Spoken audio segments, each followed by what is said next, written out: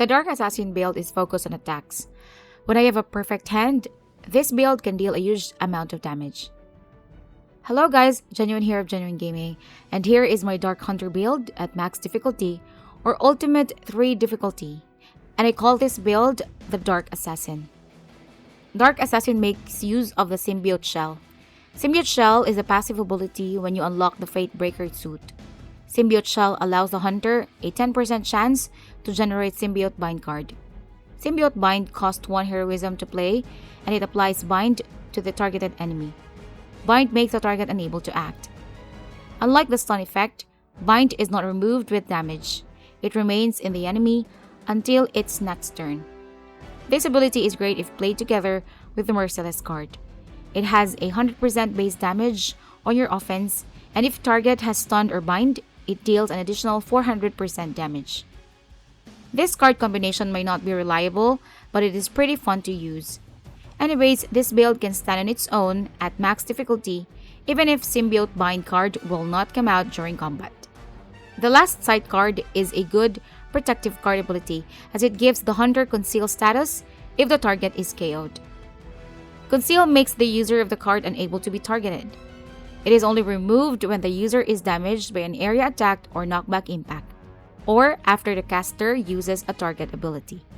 For the Dark Assassin's passive abilities, we have the Symbiote Shell as mentioned above, and Renegade Collar.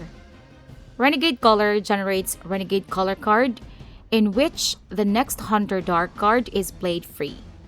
This ability is activated after the hunter plays 5 dark cards.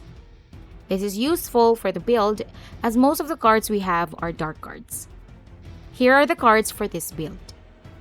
2 cards of Last Sight modded with Quick. The damage of this card is quite high compared to other hunter cards, as it has 150% base damage on hunter's offense. Another good thing about this card is the additional Conceal status, if ever the hunter's target is KO'd. Having Conceal at the end of the turn is the best way to get away from enemy attacks. 2 cards of Merciless modded with Quick. This is one of the cards that this build is centered on. It has 100% base damage on hunter's offense, but if the target is stunned or has bind effects, it adds 400% damage, a total of 500%. That would mean the basic damage is multiplied 5 times if my math is not mistaken. If you do not want to rely on Symbiote Bind for the bind effect, you can always bring Spider-Man for his Thwip, or Doctor Strange for his Crimson Bands of Cyttorak, or Hulk for his Smash. 2 cards of Heal modded with Cure.